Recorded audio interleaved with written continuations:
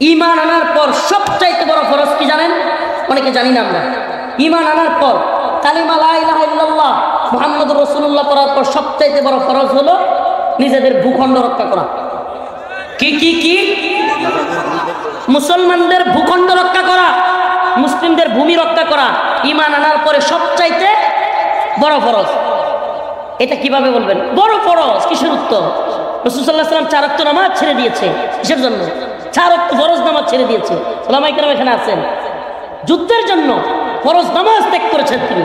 উত্তম নয়? সবচাইতে বড় ফরজ ঈমানের পরে, ঈমান আনার পরে সবচাইতে গুরুত্বপূর্ণ ফরজ কোনটা?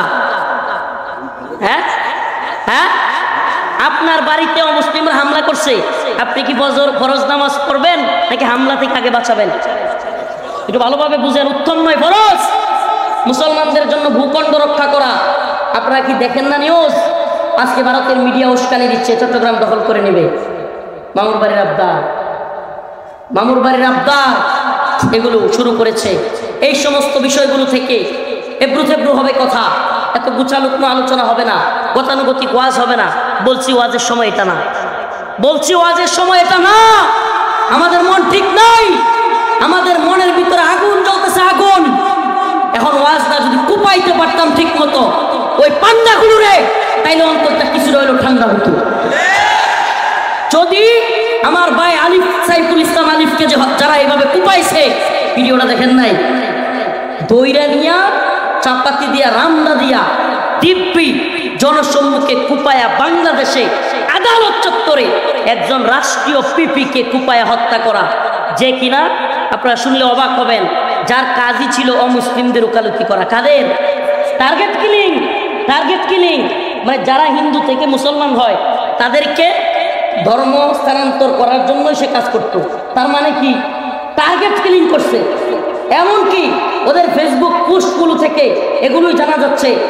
অথচ আমাদের এদেশের দালাল মিডিয়া, এদেশের দালাল মিডিয়া, সময় টিভি, অমুক টিভি, তমুক টিভি, এই অনেকগুলো দালাল মিডিয়া, 2-4টা ছাড়া মাশাআল্লাহ এটিএন নিউজ নাকি এটিএন বাংলা, এটা দেখলাম ভালো নিউজ করতেছে।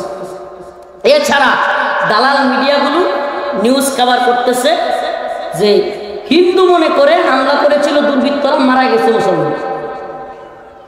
কল্পনা করতে পারেন? টার্গেট কিলিংটাকে অন্যদিকে ডাইভার্ট করার জন্য চেষ্টা করতেছে এই দালাল মিডিয়া, এই ভারতের দালাল। এখনো রয়ের দালালরা এই মিডিয়াগুলোতে রয়ে গেছে। আমাদের ওয়াজ যদি কোনো নেতার, কোনো রাজনৈতিক লোকের ভালো না লাগে, না লাগলে না লাগুক, দাওয়াত দিয়ে না আমাদেরকে। তো আমাদের কথা একবার সুস্পষ্ট, এদেশের মানুষ, এদেশের জাতিকে ঐক্যবদ্ধ করা, হিন্দুত্ববাদীদের বিরুদ্ধে, ইসকনের বিরুদ্ধে, রয়ের বিরুদ্ধে, এটা আমাদের দায়িত্ব। এজন্য যদি আমাদেরকে, ইসকন আমাদেরকে মেরে ফেলে, আমরা শহীদ হয়ে যাব, আল্লাহর কাছে চলে যাব, কিন্তু এই জাতিকে আমরা ঐক্যবদ্ধ করে যাবো ইনশাআল্লাহ। একজন সাইফুল ইসলাম আলিফ চলে গিয়েছে, কিন্তু আজকে গোটা জাতি এই বিষয়ে ঐক্যবদ্ধ হয়েছে। সাইফুল ইসলাম আলিফের খুনিদের বিচার করতেই হবে, ইসকনকে নিষিদ্ধ করতেই হবে। আপনারাও কি এই ব্যাপারে একমত? আপনারাও কি এই ব্যাপারে একমত? কারা কারা একমত হাত তুলে দেখান।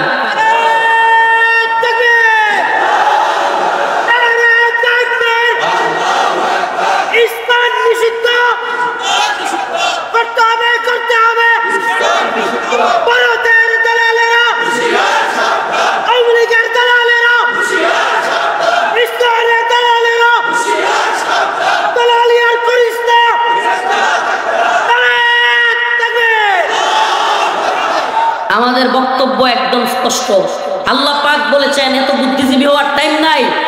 আপনি বড় বক্তা, বড় মুফতি, বড় উপদেষ্টা, বড় শায়েখ হইতে পারেন, কিন্তু আল্লাহর কথার চাইতে আপনার কথা সঠিক হবে না। কথা সঠিক হবে কারটা? আল্লাহ বলেছেন, ওয়ালান তারদা আনকাল ইয়াহুদ ওয়ালান নাসারা হাত্তা তাত্তাবিআ মিল্লাতাহুম। ইহুদি, খ্রিস্টান, মুশরিকরা কখনো তোমাদের বন্ধু হবে না। এরা কখনো তোমাদের প্রতি রাজি খুশি হবে না। আল্লাহ বলেছেন, লাতাজিদান্না, আলেমরা এখানে আছে, লাতাজিদান্না, অবশ্যই অবশ্যই তোমরা পাবে, আশাদ্দান নাস, মানুষদের থেকে, আদাওয়াতাল লিল্লাযিনা আমানু, মুমিনদের শত্রু হিসেবে, পার্ট টু পার্ট বলতেছি। আল ইয়াহুদ ওয়াল্লাযীনা আশরাকু, ইহুদি এবং মুশরিকদেরকে আপনি দেখেন আল্লাহ পাক সেই 1500 বছর আগে প্রায় রাসূল সাল্লাল্লাহু আলাইহি সাল্লামের কাছে পাঠাইছেন। অথচ এখন দেখেন গোটা পৃথিবীতে মুসলিমদের সবচেয়ে বড় শত্রুতা কারা করতেছে? একটা ইহুদি। ইসরায়েলে কারা মারতেছে মুসলমানদের? ইহুদি। আর একটা কাশ্মীর কারা মারতেছে? মুশরিকরা, হিন্দুত্ববাদীরা। তা আমাদের কাছে, আপনাদের কাছে উদাত্ত আহ্বান, হে মুসলিম ভাই, দিন বুঝার চেষ্টা করো, দিন বুঝার চেষ্টা করো। প্রিয় ভাইয়েরা আমার, বন্ধুরা আমার, আসুন আমরা ঐক্যবদ্ধ হই। মুসলিম যুবকদেরকে বলবো, প্রিয় যুবক ভাইরা, আশপাশ দেখবার সময় নাই, বুড়ি থাকবে না, মুসলিম যুবকদের বুড়ি থাকবে না। মুসলিম যুবকরা যে কোনো সময় ডাক দিলে, আপনি কল্পনা করতে পারবেন, আপনাকে যদি ডাক দিলে পাওয়া না যায় দিনের জন্য। গত কয়েকদিন আগে এই ইসকন আমার দেশের সেনাবাহিনীর উপর হামলা করছে, শুনেন নাই? এই ইসকন এদেশের পুলিশ সদস্যদের উপর হামলা করেছে। তাদের একজন নেতা নিহত হওয়ার কথা বলি, তাদেরকে আটকাইছে, প্রিজন ভ্যান আটকায়া সেখানে থ্রেট দিছে, আজকের মধ্যে শুনানি করে জামিন দিতে হবে। তো রাষ্ট্রপক্ষের পিপি বিরোধিতা করেছে, তারা গ্রুপ কিলিং করে তারা সিদ্ধান্ত নিয়েছে যে এই পিপিকে আমরা কোর্ট থেকে বেরোতে দিব না। এবং আমাদের ভাই সাইফুল ইসলাম আলিফ, আল্লাহ ভাইয়ের শাহাদাত কবুল করুক, বলে না, যখন তাকে হত্যা করতেছে সে চিল্লায় চিল্লায় আল্লাহ আল্লাহ বলতেছে, আল্লাহু আকবার বলতেছে। কলিজা ফেটে যাওয়ার মতো অবস্থা। আমাদের আওয়াজ চিৎকার করে নয়, আস্তে আস্তে বলতেছি। আমাদের পালস বুঝার চেষ্টা করেন। বর্তমান নতুন সরকারকে বলবো, আমাদের পালস বুঝার চেষ্টা করেন। খুব দ্রুত সময়ের মধ্যে ভারতকে তোয়াক্কা না করে এই ইসকনের যে সমস্ত গুন্ডারা, সন্ত্রাসীরা, এই জঙ্গিরা,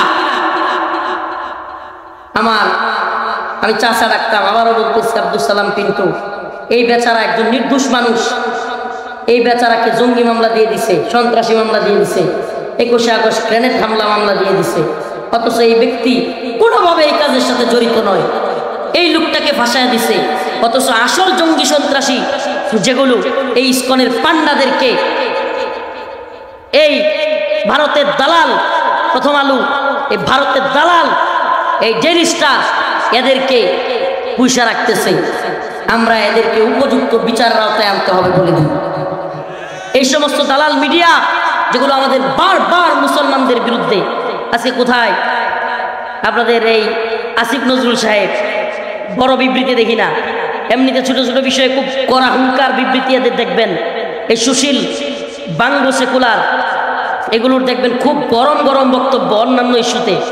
আপনি কল্পনা করতে পারেন আজকে একটা হিন্দু মারা গেলে, হিন্দুকে এইভাবে জবাই করলে কি হইতো বাংলাদেশে? কল্পনা করতে পারেন? আমাদের মুসলিমদের আসলে চেতো নাই না, কি যে মনে করি আমরা।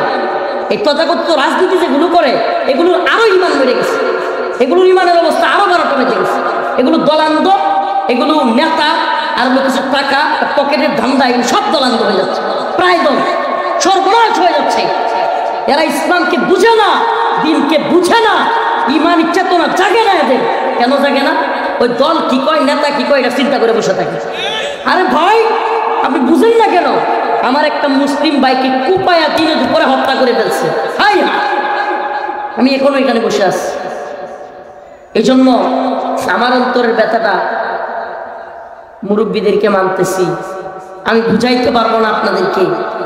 যদি খালি একবার ডাক দেয়, ইনশাআল্লাহ কাউকে আমরা পরোয়া করি না, চট্টগ্রামের দিকে রওনা হবো ইনশাআল্লাহ।